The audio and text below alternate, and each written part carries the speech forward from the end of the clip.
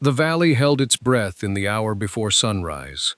He stood at the edge of the orchard with his hat in his hands, watching pale light seep over the sandstone bluffs and fall slowly through the branches of 20 young apple and pear trees. Each one was dressed in bloom, white and shell-pink clusters trembling at the end of every twig, and from a distance the orchard looked like something from a painting a man might see in a Denver shop window, like promise made visible.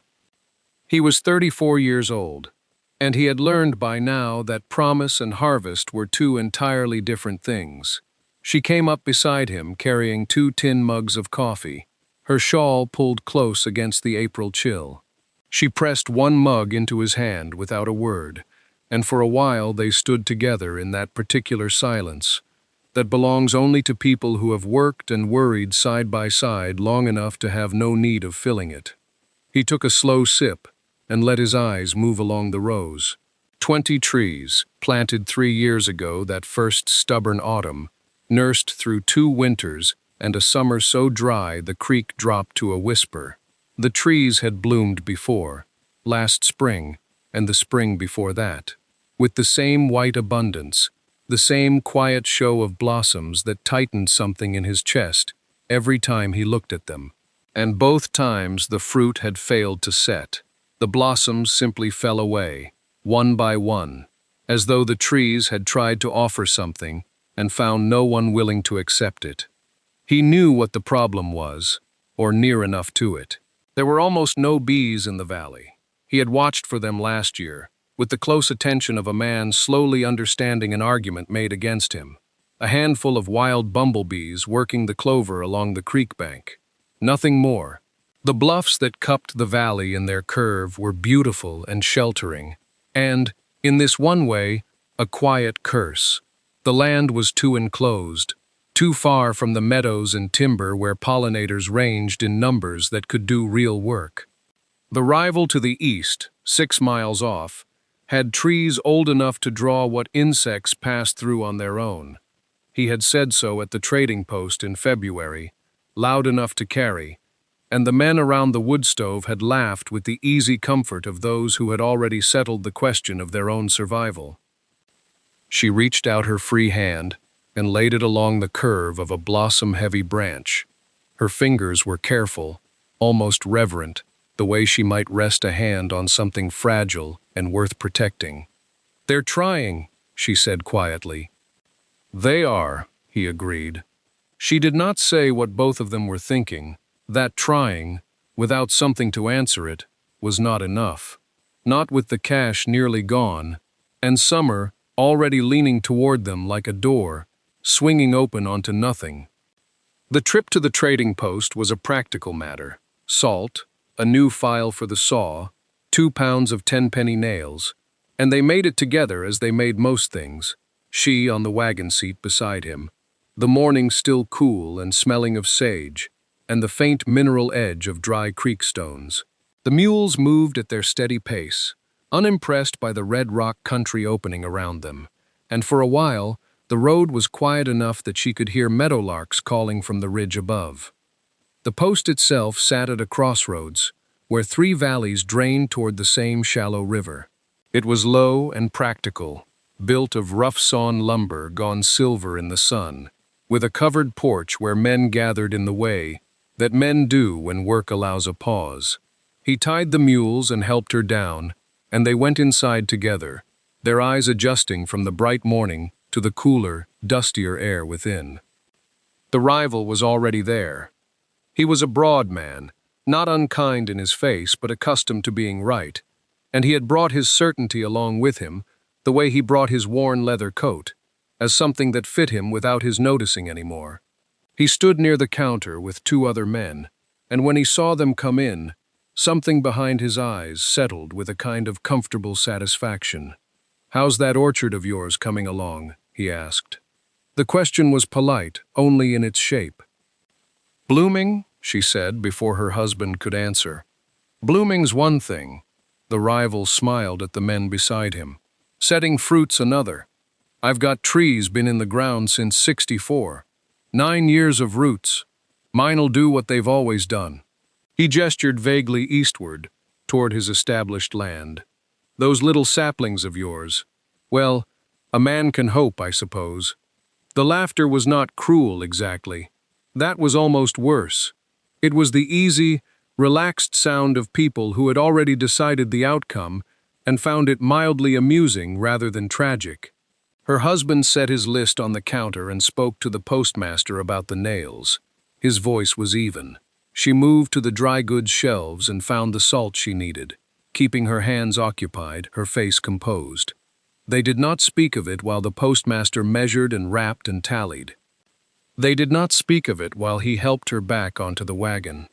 The mules pulled them out of the crossroads, and the post fell behind, and the sage country opened up again, wide and sun-white and indifferent. The meadowlarks had gone quiet by now, or they had simply left that ridge. She held the salt in her lap and watched the bluffs of their valley appear in the middle distance, like the shoulders of something patient and enduring. 9 years of roots, he said at last, not bitterly, just placing the words out where they could be looked at. She looked at them. Then she looked ahead at the valley coming toward them. The valley received them the way it always did, without ceremony, without comfort, without complaint. The mules found the downhill grade and leaned into the traces, and the wagon tilted forward through the dry grass toward the cabin's pale log walls. She stepped down before he had fully set the brake and carried the salt inside, without being asked to help with the unhitching, because she needed a moment inside the cool dark of the cabin to put her expression somewhere private. The nails went onto the shelf, the salt went into the crock. She pressed her palms flat against the rough-hewn table and breathed the smell of the place. Cedar shavings, dried sage hung from the rafter, the faint mineral trace of the stone hearth, until the meadowlark voice of the postmaster's wife faded enough to be useful rather than harmful. Then she went outside again. There was always something to do. Today it was the compost heap behind the north corner of the cabin, where she had been turning kitchen waste into something the soil might eventually forgive her for asking so much of.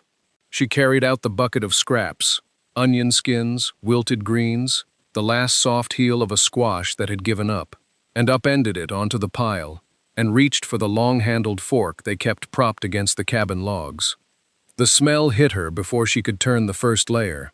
Fermented and sweet and faintly alcoholic, the unmistakable warm rot of fruit going past itself toward something else. A melon rind, pale green and softening to translucence, had been lying undisturbed since she'd added it 4 days ago. She had meant to bury it deeper. She hadn't gotten to it. She raised the fork and then stopped. The rind was moving. Not the rind itself, but what was on it.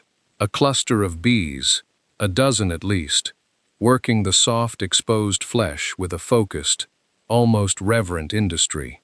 They moved the way she had seen bees move on late summer clover, methodically, unhurried but purposeful, each one tracing its own small circuit and returning. There was a low collective sound she had not heard at first, but now could not unhear, a vibration that seemed to belong more to the ground than to the air. She stood very still with the fork in both hands. The bees did not notice her. They had no interest in her. They had interest only in the thing that was fermenting and sweet and present. She watched for a long time, longer than made practical sense for a woman with a compost pile to turn and a husband unhitching mules 50 yards away. She watched until she was sure of what she was seeing, until the observation had moved from the surface of her mind down into a deeper place where ideas become intentions. Then she set the fork carefully against the cabin wall so as not to disturb them, and went to find her husband. He was still brushing down the near mule when she came around the corner of the cabin. He could tell by the way she walked, not rushed, but deliberate, the way she moved when something was working through her, that she had something to say and was choosing her moment for it. He finished the near side and moved to the far, and she sat on the fence rail and waited, which was itself a kind of patience he had always admired in her. They didn't speak of it until supper was eaten and the fire had settled into the slower orange that meant the worst of its heat was spent. She described what she had seen plainly: the spoiled melon, the split skin, the dozen bees working it with that focused, unhurried purpose. She used the word reverent, which made him look up from the fire with a small expression of recognition, because it was the right word and he knew it. He was quiet for a while. She let him be. "We've had blossoms every spring," he said at last. 3 years of them. You've seen them." "Every spring," she agreed. "And nothing sets." He turned a stick in the coals. "Last year I thought it was the late frost. Year before, the dry wind." "It wasn't the frost," she said. "Or not only." He looked at her. "There are no bees," she said. "Not enough of them. This valley, the bluffs close it on 3 sides, and the draw to the south is dry creek and rock. There's nothing here to bring them, nothing that would hold them." He was still, the kind of still that meant he was following a thought to where it led. "Clover would help," he said, more to himself than to her. "We don't have clover yet, and the trees bloom before anything else. So the blossoms open, and there's nothing to move the pollen. And they drop," she said, "same as they've done." The fire popped softly. Outside, the last of the evening birds had gone quiet, and the valley held that deep stillness it kept after dark, the sandstone bluffs pressing the silence in from all sides. "What drew them to your melon," he said slowly, "was the ferment, the sweetness of it going over. It's stronger than fresh," she said. "Something in the smell, something they can find from a distance." She nodded. He set the stick down and turned to look at her fully, and she could see it happening in his face. The same thing she had felt standing with the fork in both hands. The shift from surface to depth, from noticing to intending. "If we brought enough of it," he said. "Enough of it, and spread it wide enough. They'd come for the fruit on the ground," he said, "and find the blossoms above." She looked back at the fire. "We'd need a great deal of rotten fruit," she said, "more than we have." They decided before the fire had burned down to coals. She said she knew a man, or rather, knew of one, a melon farmer south along the river road, a full 12 miles, who had planted too heavy that season and watched half his crop go soft in the heat before he could move it. She had heard it mentioned at the trading post weeks ago, one of those idle pieces of news that drifts across a counter and settles in the mind without apparent purpose, until suddenly it has one. He nodded slowly. "We go in the morning." They were up before first light, the air still cool enough to show breath, the horses already restless in their stalls as if they'd overheard. He hitched the team, while she wrapped bread and filled the water jug.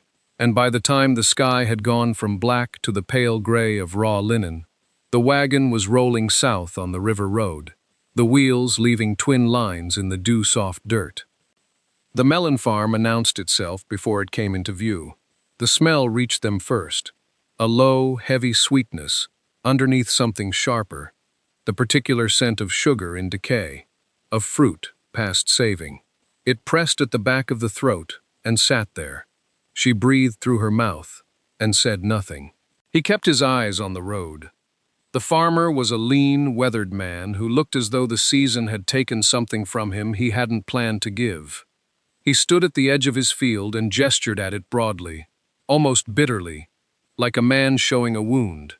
The melons lay collapsed and blackening across 3 long rows, split open by their own softness, and the smell rolling off them in the morning heat was enough to make the horses toss their heads. The deal took less than 5 minutes to settle. The farmer asked for nothing and seemed genuinely relieved to hear the words, "Haul it away." He brought his own pitchfork and worked alongside them without being asked. They loaded the wagon steadily, methodically, the way they did most things together. Him lifting the heavier ones, she guiding the pitch and lay of the load, making sure the weight sat even across the boards. The fruit was soft enough to deform under handling, and by the time the wagon was full, The boards had taken on a dark, wet stain along the bottom rails, and the smell had thickened into something almost visible. The farmer wiped his hands on his trousers and said he was grateful. She told him he had done them the favor. They turned the team north and started home, and within the first mile the road felt longer than it had that morning.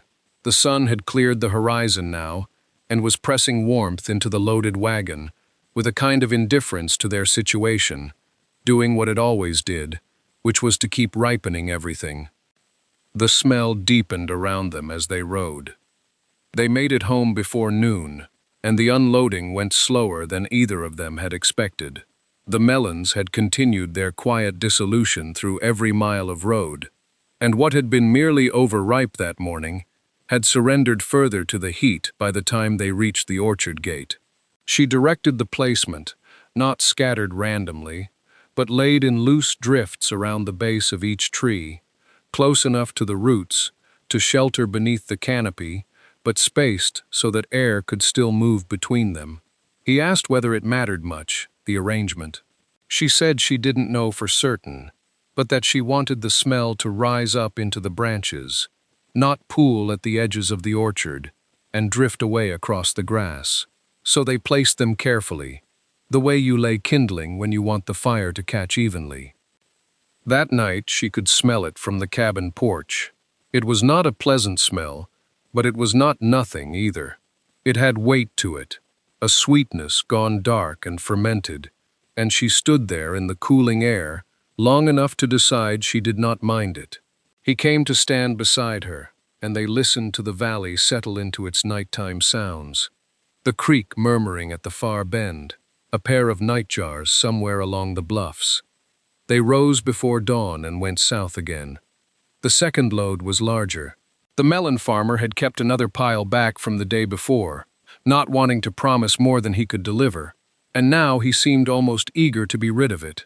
They filled the wagon higher this time, the boards bowing slightly with the weight, and he lashed the load with rope out of habit, though the melons were far too soft to roll anywhere. The drive back was quieter between them, not with any distance, but with the particular quiet that comes from being past the explaining and into the doing. They were spreading the second load when the two wagons appeared on the road above. The road ran along the rim of the valley at that stretch, perhaps 40 feet higher than the orchard floor, and it offered a clear view down through the trees. She heard the teams slow before she heard the voices. Then the laughter came, open and unguarded, the kind that doesn't bother lowering itself. A man's voice carried down first, something about the smell reaching Denver. Then a woman's voice, sharper, saying she'd heard of poor planting but never of a farmer trying to grow rot. More laughter from the second wagon. A child's voice asking what was wrong with the trees. The adults laughed again. She straightened from where she was working and looked up at the road. He had gone still beside her. Neither of them answered. The wagons rolled on without slowing, the voices trailing off along the rim, and the valley went quiet again, except for the dry rustle of the leaves overhead. She picked up another melon and set it at the base of the next tree. She did not think about the laughter that evening. Or rather, she thought about it the way you think about weather that has already passed. As a thing that happened, that was done, and that left the sky the same sky it had always been. He fed the mule and she made supper, and they sat together in the last of the daylight, outside the cabin door, eating without much talk. The valley held its heat longer than the open plain did, the sandstone bluffs giving it back slowly after sundown, and it was almost pleasant. She watched a nighthawk cut low over the orchard. He whittled a peg for a loose wagon board. The melon smell was thick and sweet and strange on the air, something between a harvest and a mistake, and she supposed she had grown used to it, because it no longer seemed wrong to her. It seemed like theirs. The first morning after, they rose before the light had fully settled and walked down to the orchard together to water the roots. He worked the near row, and she worked the far, each carrying 2 buckets from the stone-lined well. The buckets were heavy, and the ground was dry, and it took most of the cool morning hours to reach every tree. They said little. There was a satisfaction in the rhythm of it, the sound of water soaking into thirsty earth. She looked up through the branches each time she paused, watching for movement among the blossoms. The white clusters were still there, holding on against the dry air. She did not see so much as a single bee. The second morning was the same. He checked the melons that had split open in the heat, spreading them wider where they had bunched, giving the fermenting smell more surface to work from. She noticed he moved carefully, almost gently, as if the orchard were listening. She understood that feeling completely. The trees had cost them something, the saplings, the watering through 2 dry summers, the faith they had put down like seed. You do not hurry around things you have paid for with years. That afternoon, a bank of clouds built to the west but dissolved before reaching the valley. She watched them go without disappointment. Disappointment required surprise, and by now she had learned that the dry country kept its own counsel. The third morning was quiet, in the particular way that felt inhabited rather than empty. Something in the air had shifted, though she could not have named it. The warmth was different, softer somehow, less like a hand pressing down, and more like a hand lying open. She set her buckets at the base of the first pear tree and stood still for a moment, listening. He came up beside her and stood the same way. The blossoms above them trembled faintly, though she felt no wind. She looked at him. He was already looking at the trees. Neither of them spoke. The valley held its breath around them, and they held theirs with it. She woke before him, which was not unusual.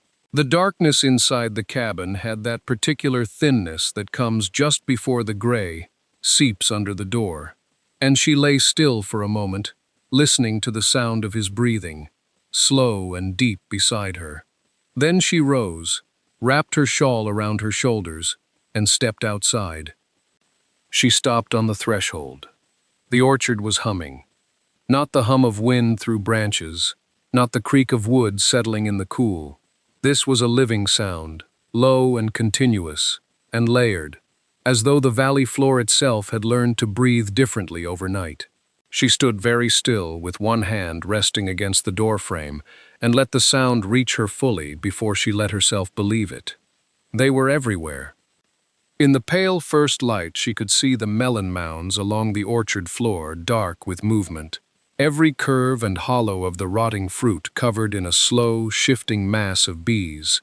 They moved over the surfaces the way water moves over stone, purposefully, without hurry, as though they had been there always and had only now consented to be seen. And even as she watched, small groups broke away from the mounds and lifted, drifting upward in loose, unhurried spirals, climbing through the cool air toward the white blossoms trembling above them.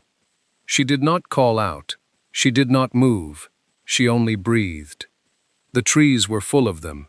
Not every branch yet, not the whole orchard at once, but the nearest pear tree was already alive with that dark, hovering constellation of wings, and even in the dim morning light, she could see the bees moving deliberately from blossom to blossom, working with a quiet industry that made her chest feel strangely full.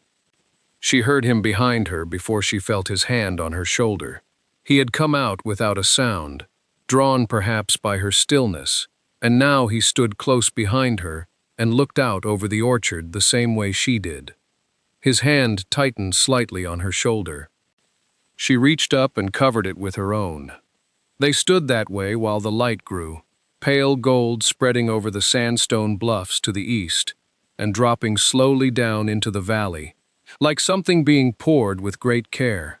The humming rose and deepened as the warmth increased, and more bees lifted from the melon mounds in those slow, widening spirals, finding the blossoms, settling, beginning their work.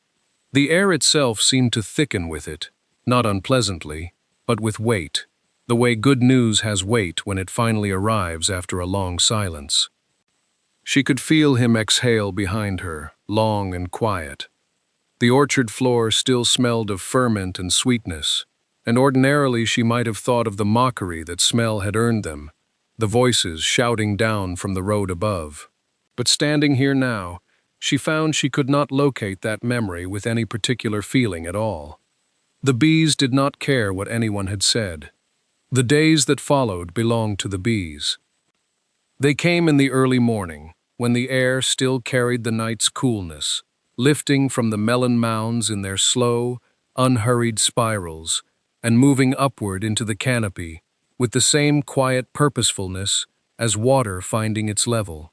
By mid-morning, the orchard rang with their working, not a roar, but a sustained, layered humming that seemed to come from everywhere at once, from the blossoms and from the warm bark, and from the air itself. She had never heard anything like it. She thought it sounded like something being built. Each morning they rose before full light and filled the 2 water buckets at the stone-lined well, carrying them out to the tree rows while the dew still held. They moved slowly, without hurry, stepping wide around the mounds where the bees clustered thickest. He had fashioned a rough yoke from a split length of ash earlier that spring, meant to ease the weight across his shoulders, and she watched him use it now with a kind of quiet gratitude. Not for the yoke itself, but for the patience it represented, the forethought of a man who planned ahead, even when the future felt uncertain. They whispered to each other without quite deciding to. She would pause beside a pear tree and tip her face up into the branches, watching a bee work its way across a cluster of blossoms. The deliberate crawl, the brief stillness, the movement to the next flower, and she would say, softly, and he would come stand beside her and look where she was looking. He noticed things she did not. He pointed out how the bees favored the southern-facing branches in the early hours, following the warmth, and how by afternoon they shifted toward the interior of the canopy, where the blossoms had opened later, and were perhaps still more fragrant. She had not known he watched that closely. She supposed she should not have been surprised. On the 3rd morning she counted, or tried to. She gave up somewhere past 200, watching the bees moving through a single tree. She told him, and he smiled without looking away from the branches. "Don't count," he said. "Just let them work." So she did. She let them work, and she let the days accumulate the way good days do on a homestead. Quietly, without fanfare, each one layering onto the last like warmth stored in stone. The melon mounds softened and settled as the heat increased, their sweetness changing, deepening, drawing the bees still. She tended the tree roots and he mended a sagging section of fence at the orchard's edge, and they met each evening at the root cellar steps to sit together in the cooling air and listen to the orchard go still. Every blossom they could see was working toward something now. They both knew it, though neither said so plainly yet. Midsummer arrived the way it always does in that valley, not with fanfare but with a slow, insistent heat that pressed down through the sandstone bluffs and held in the river bend long after the sun had moved west. She noticed the change in the trees before she had words for it. The blossoms had long since dropped, their petals browning into the grass below, and in their place, small, hard, unmistakable, the fruit had begun to set. She walked the rows on a Tuesday morning while he was drawing water from the stone-lined well, and she stopped at each tree to look, really look, lifting low branches to find what hung beneath. Every tree, not most of them, not the stronger ones, not the trees nearest the creek where the soil held more moisture. Every one of the 20, apple and pear alike, each branch bending just slightly under the early weight of what it was carrying, the fruit still small as a child's fist, but dense and sure and present in a way she had not seen in 3 years of hoping. She called to him once, just once, and without urgency, because the moment did not seem to want raising. He set down the water bucket and came. He moved through the rows beside her, and she watched his face more than the trees, saw him stop and reach up to test a branch's weight, then move to the next tree, and the next. He said nothing for a long while. She did not need him to. They counted together that morning. 20 trees, Not a single one had failed. The news from the trading post came the following week, carried back by a freighter who passed their turnoff on his way south. She heard it first, standing at the edge of the road where she had gone to check whether the creek crossing needed shoring after a brief hard rain. The freighter pulled his team to a slow walk and said it the way men say things they find quietly satisfying. That the rival's orchard to the east was having a poor year, half a crop maybe. The blossoms had opened and the pollinators simply had not come in any number. The freighter shrugged and clicked his team forward and was gone before she had fully absorbed it.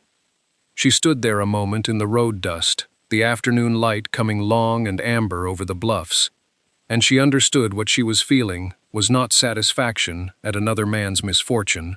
It was something steadier than that. It was the particular quiet that comes when a thing you risked yourself on turns out to have been worth the risk. She walked back down to the orchard where he was tying up a sagging branch with a strip of soft cloth, and she told him what the freighter had said. He listened without stopping his work. Then he looked up at the trees around them, and he nodded slowly, as if the orchard itself had just answered a question he had carried all spring. The harvest came the way good things do after a long wait, all at once, and almost more than two hands could manage.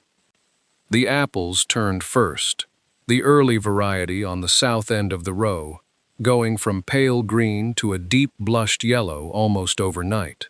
She was the one who noticed the change each morning, walking the orchard before the heat settled, lifting a low branch to check the color beneath. He would follow with the wooden crates he had built from salvaged planks, setting them at the base of each tree, and together they picked through the long, slow hours of late summer, their shoulders aching in the good way that means a thing is real. 20 trees, every one of them heavy. They sorted as they went. Firm fruit for market, softer ones set aside for drying on the cabin roof. Bruised pieces for the root cellar to press into cider come autumn. He kept a tally in the small, leather-covered book he carried in his breast pocket, counting by the crate, and by the third day of picking the numbers, had grown beyond what either of them had dared to plan for. The freighter bound for Denver came through on a Tuesday morning with room on his wagon, and they filled nearly half of it. She stood at the tailgate and watched the loaded crates disappear under the canvas tie-down, and when the freighter pressed the coin into her husband's palm, enough to hold the land claim through the following 2 years, she did not say anything, neither did he. They stood side by side and watched the wagon pull up the grade toward the bluffs, until it was only a pale dust trail against the sky. The neighbors came not long after. Not the shouting kind. These were quieter visits. A man from the upper draw who raised his hat at the fence line and asked politely if he might walk the orchard. A woman from the settlement south who brought a small jar of jam as if she needed a reason to knock. Even one of the families who had called down from the road above the valley in the early days of the melon spreading arrived on a Saturday, the husband carrying his hat in both hands, and asked in a low voice what it was they had done and how they had known to do it. He answered honestly. He said they hadn't known, not exactly. He said his wife had seen something small and followed it somewhere worth going. She was kneeling at the base of the nearest tree when he said it, pressing soft earth back around an exposed root. She did not look up, but the corner of her mouth moved. The visitors walked among the trees quietly, the way people walk in places that have earned a kind of respect. The orchard stood around them, still and full and patient, the last of the summer light threading gold through the leaves. The last warm evening came quietly, the way the best things do. He had walked the orchard twice already that day, not because anything needed doing, but because he could not stop himself. The apples hung in clusters so heavy the lower branches had needed propping, with forked sticks cut from the cottonwoods along the creek. The pears had gone golden along their shoulders. Every tree, all 20 of them, the ones he had planted as bare root whips 3 years ago, with his hands shaking from cold, bore more fruit than he had dared to imagine when he chose this valley, when he filed the claim, when he told her it would be worth it. She came out of the cabin as the sun began its long lean toward the sandstone bluffs, wiping her hands on her apron, and she walked across the grass to where he stood at the orchard's edge, without either of them needing to say a word about it. It was the kind of evening that called you outside whether you planned to go or not. They stood together at the row of trees nearest the creek, shoulders close, looking in at the loaded branches. The valley had gone still the way it sometimes did at this hour, as if everything living in it had paused at once. The bluffs to the north held the last of the light in long amber seams. Somewhere beyond the far tree line, a meadowlark finished a phrase and did not start another. The air smelled of ripe fruit and warm earth, and the faint mineral coolness that came off the creek in the evenings. And underneath it all, so faint now as to be almost a memory, the ghost of something sweet and overripe that had started all of this. She reached up and pressed her palm flat against the bark of the nearest apple tree, the way you might rest your hand on the shoulder of someone who had come through something hard. He watched her do it. 40 acres, a log cabin, a root cellar cut into a hillside, a stone-lined well, and 20 trees that had finally, stubbornly, answered. Not because the land had been generous, not because the rains had come when wanted, or the neighbors had been kind, or the way had been easy in any measure that counted, but because she had knelt beside a rotting vine on an ordinary morning and paid attention to a small thing, and he had trusted what she saw, and together they had done the strange and patient and quietly brave work of following it through. That was the whole of it, he thought. That was every bit of it. She lowered her hand from the bark and leaned slightly toward him, and he put his arm around her, and they stood there at the edge of their orchard while the valley settled into dusk around them, knowing, both of them, fully and without needing to say so, that they had planted roots here deep enough to last a lifetime.